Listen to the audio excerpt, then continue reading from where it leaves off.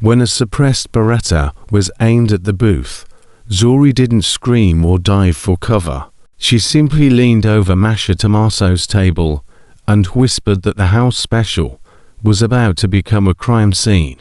She didn't flinch. She just slid a note that changed the underworld forever. Zori is a hyper-vigilant waitress at a high-end Italian bistro. A woman who treats every dining room a tactical grid, a lethal skill set inherited from her father, a disgraced black ops specialist. While most servers focus on tips, Zori focuses on the rhythm of the room, scanning exits and counting heartbeats. After she coolly thwarts a coordinated assassination attempt on Masha Tommaso, the city's most feared don, he realizes her shadow instincts are more valuable than his entire security detail. Forced into a world of high-stakes betrayals and blood-soaked galas, the waitress must trade her apron for a seat at the war table as the concealing heir of the shadows. Please like, comment and subscribe to my channel for more interesting stories. The restaurant had been empty for less than an hour, but the silence inside Masha Tommaso's private villa was of a different sort, heavy, pressurized, and clinical. Zori sat in a velvet armchair that cost more than she made in a year. Still wearing her white and red waitress uniform, the starch in her collar felt like a blade against her neck, but her hands, resting on the mahogany armrests, remained perfectly still. Across from her, Masha Tommaso didn't look like a man who had just escaped an assassination attempt. He looked like a scientist examining a rare, dangerous specimen. He had shed his charcoal suit jacket, his white sleeves rolled up to reveal the faint white scars on his knuckles. He hadn't spoken for 10 minutes. He simply watched her, his espresso dark eyes searching for a crack in her composure. "The note," Masha finally said, his voice a low, melodic rasp. He held up the crumpled napkin she had slid across the table. Most people would have screamed. Some would have run. You chose to stay, wait for the right microsecond of eye contact, and deliver a tactical warning. Why? Zori didn't lean back. She kept her spine straight, her gaze locked onto his. Panic is a luxury for people who believe someone is coming to save them. Mr. Tommaso, I've never had that luxury. Masha leaned forward, the light from the chandelier catching the sharp angles of his face.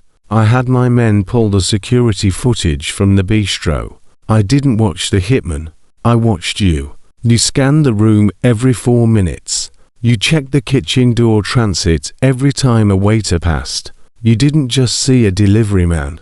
You saw a threat profile who taught a waitress in a cheap apron how to read a room, the combat zone. Zori felt the familiar ghost of her father's voice in the back of her mind, eyes on the exits. Zori, count the heartbeats. She chose her words with the same precision she used to count tips. My father was a man who lived in the shadows. He taught me that being invisible is the best armor, but being observant is the best weapon. Masha's eyes narrowed, a flash of genuine curiosity breaking through his lethal mask. Your father wasn't just a man in the shadows. Those are Black Ops habits. You aren't a ghost, Zori. You're a weapon that's been hiding in a diner. He stood up and walked toward her, stopping just inches away. The air between them thrummed with a sudden, sharp tension, not of fear, but of mutual recognition.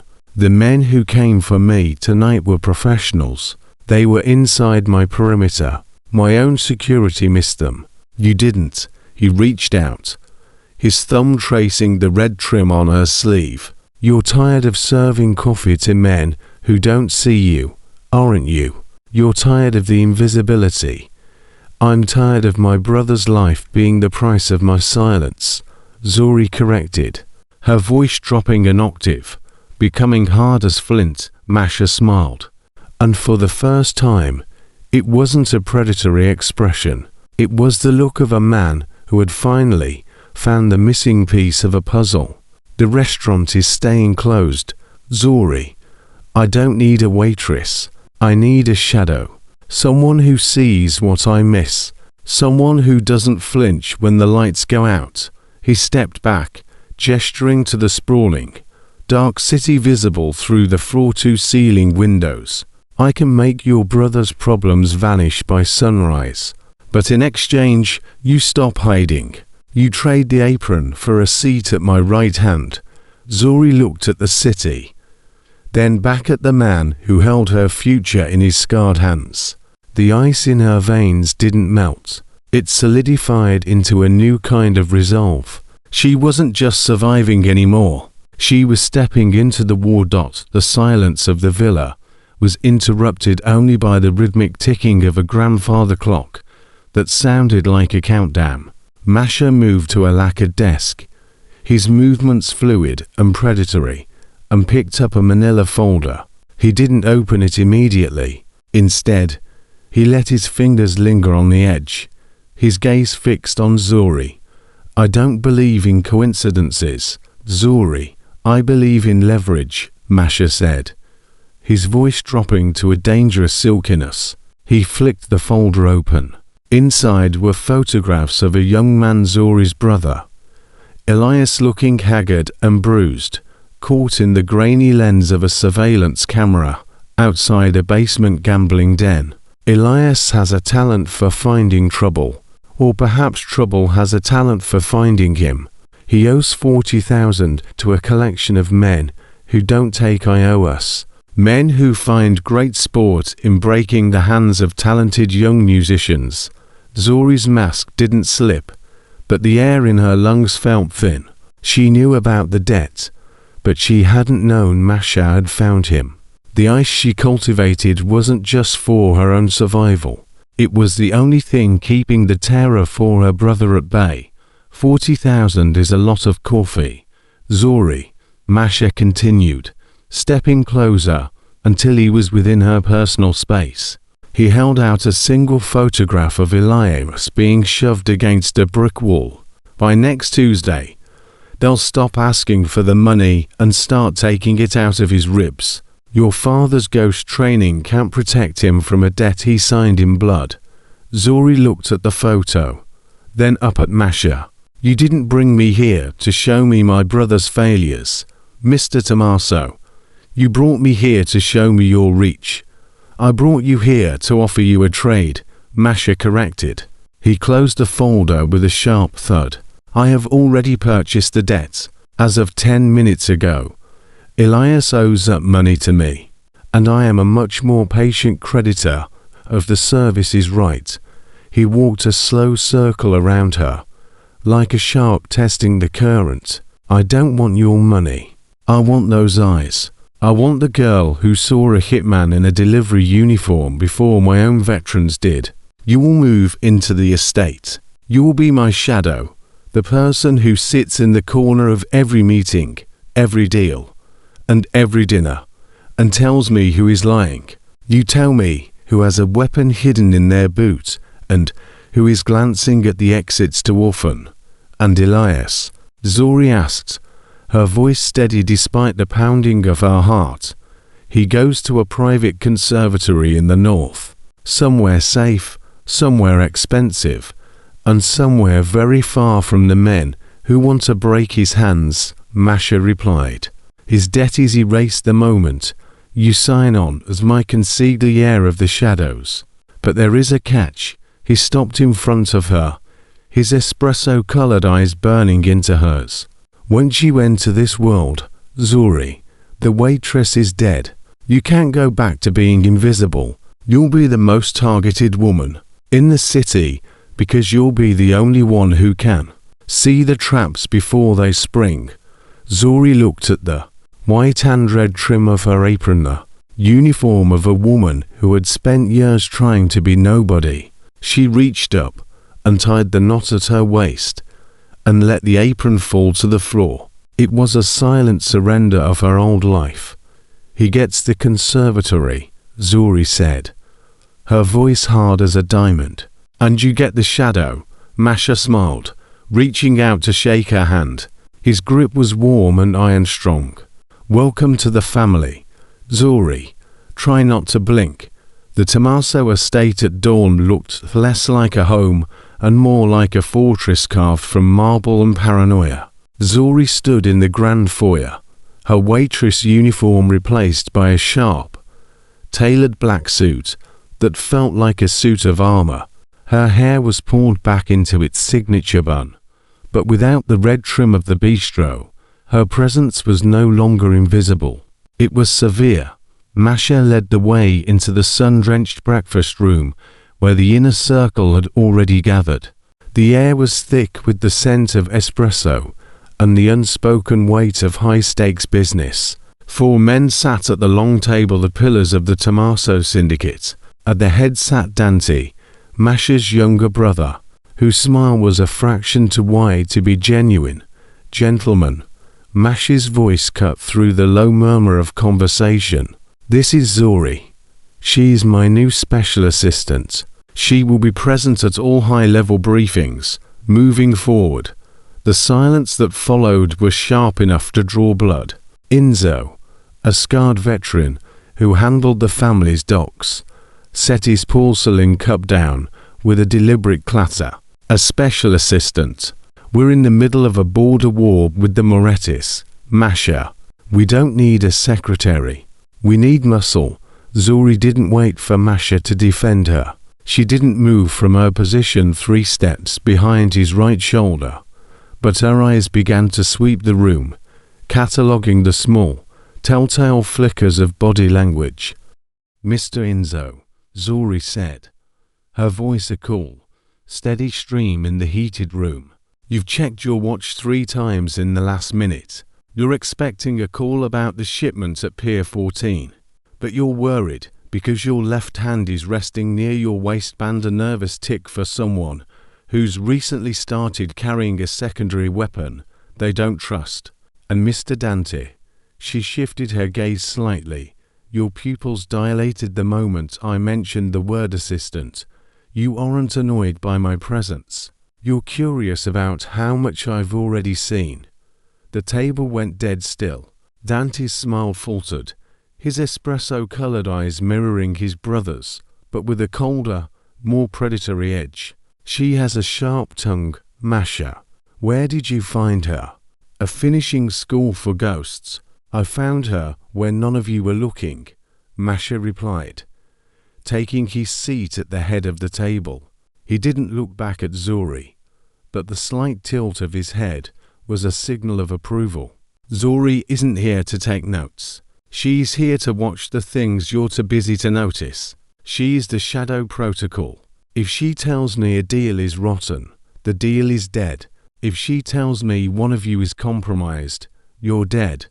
Zuri felt the collective weight of their hostility settle on her shoulders like a lead shroud. This was the shadow protocol, the terrifying transition from being a victim of the world to being the one who predicted its violence. As the men began to argue over territory, Zuri remained motionless, a dark silhouette against the white marble. She wasn't just sensing the tension, she was mapping it, tracing the invisible lines of betrayal that ran through the room at tripwires. She was no longer serving coffee to the monsters of the city. She was the one holding their leashes, blacked-out armored SUV tore through the industrial outskirts of the city, the engines roar a low, vibrating growl that mirrored the tension inside the cabin. Masha sat in the back, his face a mask of granite, as he checked the magazine of his sidearm. Beside him, Zuri didn't touch a weapon. She sat perfectly upright, her eyes not on the road ahead, but on the shifting reflections in the tinted glass and the digital GPS map glowing on the console. "They're coming," Zuri said. It wasn't a guess. It was a cold statement of fact. "We have to lead cars on the tail." "Zuri," Masha replied, his eyes cutting to her. "My drivers are the best in the state. Your drivers are looking for cars. I'm looking for the terrain," she countered. She pointed to a section of the map where the road dipped under a crumbling concrete overpass. 300 yards ahead, the elevation on the left provides a perfect funnel. The construction barriers haven't moved in 6 months. But there's a gap in the center that wasn't there during my morning scan of the city's traffic feeds. Before Mafia could respond, the lead SUV erupted in a ball of orange flame. An RPG had been fired from the very overpass Zori had just identified. The driver slammed on the brakes, the tires screaming against the asphalt, but Zori's voice rose with sharp, crystalline authority. "Don't stop. Floor it through the gap on the right sidewalk. There's a wall there." The driver yelled, his knuckles white on the wheel. "The wall is plywood and plaster, staged to look like stone," Zori snapped, her eyes tracking the muzzle flashes appearing on the ridge. "It's an exit path for the shooters. Take it now, or we're sitting ducks." Mafia didn't hesitate. "Do what she says." The SUV veered wildly, smashing through the faux stone barrier. It shattered like glass, revealing a narrow service alley that bypassed the primary kill zone. As they surged through, bullets peppered the armored plating like hail, but the trajectory was off. Zori had forced them out of the expected line of fire. "2 more blocks," Zori directed, her voice never wavering despite the vehicle fishtailing. "Turn left into the shipping container yard. The gate is chained, but the hinges are rusted on the bottom. Hit it at 40 miles per hour, and we'll break through into the blind spot of their satellite tracking." They burst into the yard, weaving through towers of rusted steel. Behind them, the sounds of the pursuit faded, replaced by the heavy thudding of their own hearts.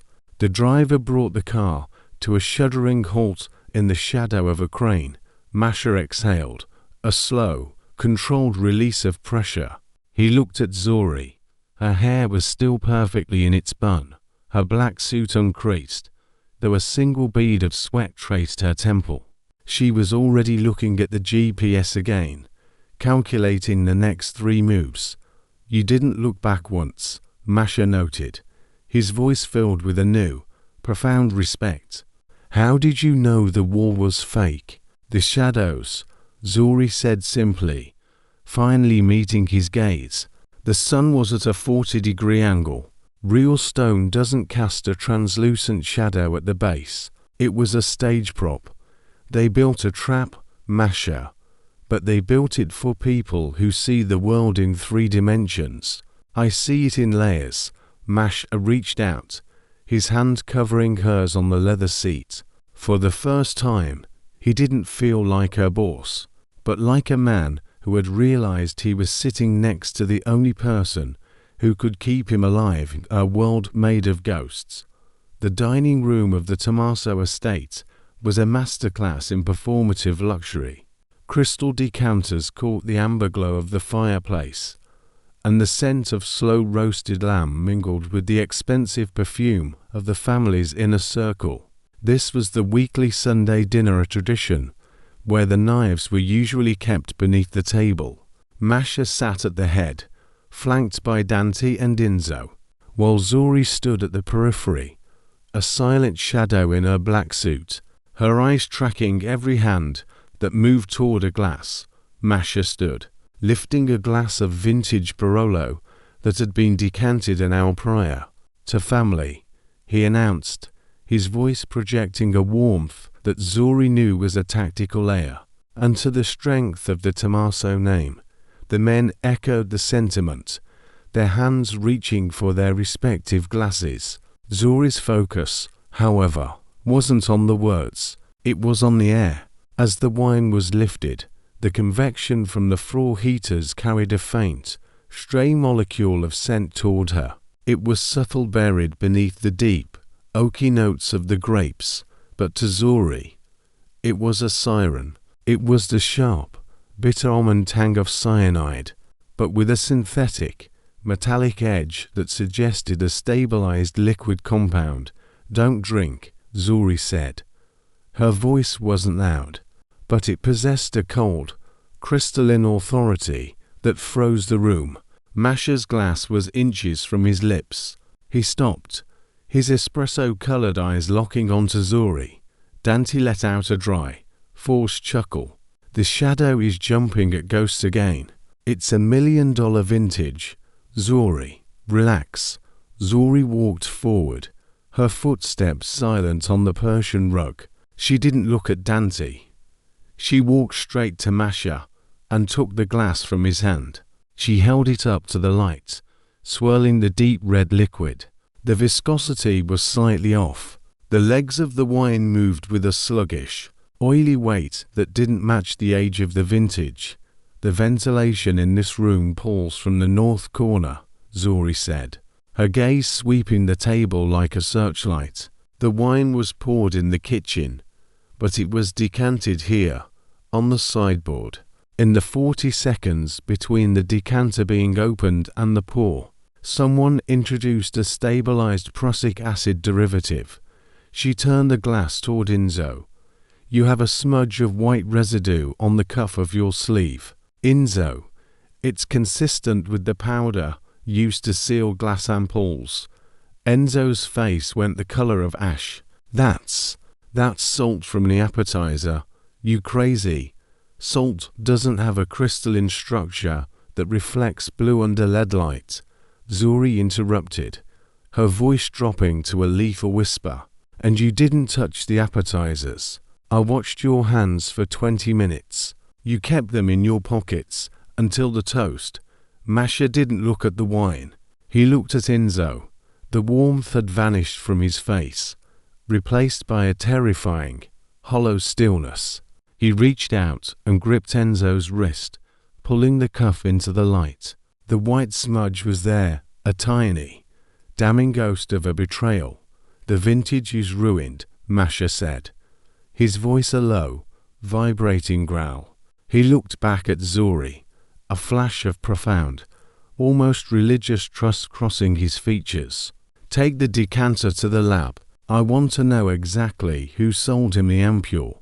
As the guards swarmed Enzo, dragging him from the room, Zuri remained perfectly composed. She set the poisoned glass down on the white linen cloth, where it left a dark, blood-red ring. She hadn't just saved his life again. She had narrowed the list of traitors down to the only people allowed in this room. The ice in her veins felt colder than ever, because she had noticed one more thing. Dante hadn't looked surprised. He had looked disappointed. The safe house in the Berkshires was supposed to be impenetrable, a fortress of glass and cedar tucked into the jagged spine of the mountains. Following the poisoning at dinner, Masha had ordered Zuri to escort Dante to the retreat while he purged the syndicate's ranks. Zuri stood by the floor-to-ceiling windows, the moonlight catching the sharp lines of her black suit. Her eyes were not on the view, but on the thermal perimeter sensors glowing on her handheld tablet. Dante sat by the fireplace, swirling a glass of scotch that Zuri had personally inspected.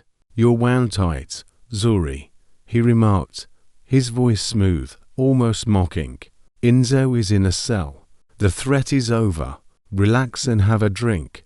The threat isn't over until the rhythm of the environment returns to baseline, Zuri replied, her gaze tracking a sudden, infinitesimal dip in the pressure sensors of the north gate. And right now, the mountain is too quiet. Even the crickets have stopped. She didn't wait for his reaction. She moved with a fluid, predatory grace, extinguishing the hearth with a heavy decorative throw. The room plunged into a charcoal darkness. What are you doing? Dante demanded, standing up. Get down, Zuri hissed. She didn't use a weapon. Her hands were occupied with the tactical tablet, her fingers dancing across the screen to override the house's exterior lights. 3 heat signatures just broke the tree line. They aren't Moretti hitters. Their movement is to synchronized military-grade flanking. A window shattered upstairs. Zuri grabbed Dante by the collar of his silk shirt, her strength surprising him. and shoved him into the reinforced panic closet behind the library's bookshelf. "Stay low and don't breathe," she commanded. She didn't hide with him. Instead, Zuri stepped back into the shadows of the hallway. She heard the soft, rhythmic thud of boots on carpet. 3 men, moving in a standard diamond formation. They were using night vision goggles. Zuri reached into her pocket and pulled out a high-intensity magnesium flare she had scavenged from Lavia's emergency kit. She waited. She counted their heartbeats through the drywall, a skill honed in the silence of her father's basement. When the lead man rounded the corner, she struck the flare. The hallway exploded in a blinding, white-hot brilliance. The attackers, their vision amplified 1,000-fold by their goggles, screamed as the light seared their retinas. In the 3 seconds of their disorientation, Zuri moved. She didn't use a gun. She used the environment. She swept the legs of the first man, using his own momentum to drive his head into the marble base of a statue.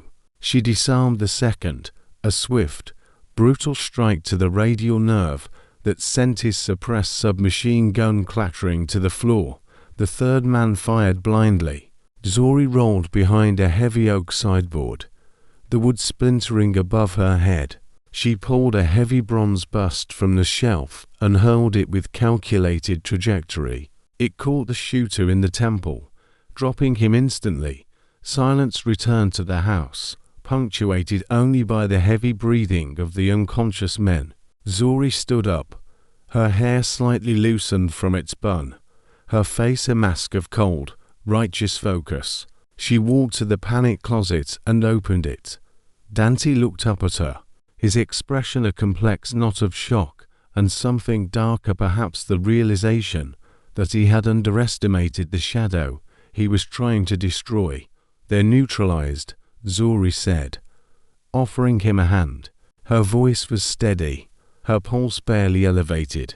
"We need to move. If they found this place, the perimeter is compromised." She guided him to the garage, her mind already mapping the escape route. She had risked her life to protect the man who was currently plotting her death, her tactical brilliance serving the very traitor she was meant to hunt. She didn't see the disappointment in Dante's eyes this time. She only saw the mission. She was the perfect protector for a man who didn't deserve her. A weapon sharpened by a past she was finally beginning to outrun. The Grand Opera House was a sea of shimmering silk, black ties, and the heavy, floral scent of lilac that masked a sharper smell of expensive gin. It was the annual winter gala, the one night of the year when the city's monsters wore their finest masks. Zuri moved through the crowd in a backless emerald gown, the silk weighted by a hidden transceiver at the small of her back. Her hair was no longer in a bun, but fell in elegant waves. Though her eyes remained the same predatory and hyper-focused, Masha was center stage, surrounded by senators and rivals, his charcoal tuxedo making him look every bit the legitimate businessman. Dante stood a few paces behind him, playing the role of the loyal brother to perfection. Zuri's internal clock was ticking. She had been scanning the room for an hour, mapping the security personnel. Something was wrong. The rhythm of the event had shifted. The waiters weren't rotating their stations. They were clustering. She watched a server move toward Masha's circle, but the man didn't carry a tray. He carried his right shoulder slightly higher than the left, the weight of a concealed submachine gun. She tapped her earpiece. "Masha, abort. Northeast quadrant. Now." Only static answered. Zuri felt a cold spike of adrenaline. She checked her handheld device. The signal was being jammed from within the building. Her eyes flew to Dante. He was looking directly at her, a slow, dark smile spreading across his face. He didn't look like a man in danger. He looked like a man watching the final act of a play. The realization hit her with the force of a physical blow. The safe house attack hadn't been a failed hit, it had been a stress test. Dante hadn't been the victim. He was the architect, and he had used the last 3 days to study her every move, her every tactical preference. He had brought her here to be the witness to his ascension. She looked back at Masha. The waiter was now 10 feet from him. 2 more guests were closing in from the wings. Masha was still laughing at a senator's joke, completely blind to the 3-point squeeze closing around his life. Zuri knew she couldn't reach him in time. The crowd was too thick, the distance too great. If she screamed, she would only trigger the massacre faster. She had to act alone, and she had to act with the ice that had defined her entire life. She didn't run toward Masha. She turned and sprinted toward the technical booth overlooking the ballroom. Her heels clicked with lethal authority against the marble stairs. She burst into the booth, startling the technician. Before he could speak, she drove her elbow into his temple and seized the lighting console. She didn't just turn off the lights. She triggered the emergency fire suppression and the high-voltage theatrical strobes simultaneously. The ballroom was plunged into a chaotic, rhythmic nightmare of blinding white flashes and torrential water. Screams erupted as the elite scrambled in the dark. In the strobe-lit madness, the assassins lost their visual lock. Zuri grabbed a heavy lighting wrench, her emerald gown soaking wet and clinging to her like a second skin. She jumped from the mezzanine onto the velvet curtains, sliding down the fabric with a jagged grace. She hit the floor just as the first hitman recovered his sight. She didn't use a gun. She used the dark. She was the shadow her father had raised her to be, and tonight, the shadow was the only thing standing between the dawn and the grave. The strobe lights continued to fracture the ballroom into a jagged sequence of frozen moments. But Zuri had already moved beyond the chaos. While the elite of the city scrambled in the artificial rain of the sprinklers, she tracked the trajectory of the first suppressed shot that had shattered a crystal vase near Masha's head. It hadn't come from the floor. It had come from the darkened orchestral balcony. Zuri shed her emerald silk heels at the base of the service stairs, her bare feet silent on the cold stone. She didn't feel the chill of the water soaking through her gown. She only felt the rhythmic pulse of her father's training, taking complete control. She wasn't a waitress, and she wasn't just a shadow anymore. She was a ghost returning to the hunt. She reached the balcony level and paused, her back pressed against the velvet wallpaper. She didn't look around the corner. She listened for the mechanical slide of a bolt-action rifle. There it was, a soft, metallic click 30 feet to her left. She counted the breath of the man holding it. He was calm, a professional mercenary, unaware that the real predator in the room wasn't wearing a tuxedo. Zuri lunged from the shadows just as the sniper adjusted his scope for a final shot at Masha. He tried to swing the long barrel toward her, but Zuri was already inside his guard. She didn't hesitate. She drove the heavy lighting wrench she had taken from the booth into the soft tissue of his throat, collapsing his windpipe in a single, surgical strike. The man gasped, dropping the rifle, but Zuri didn't stop. She grabbed his tactical vest and slammed him against the stone railing. The strobe light caught her face. It was a mask of terrifying, righteous stillness.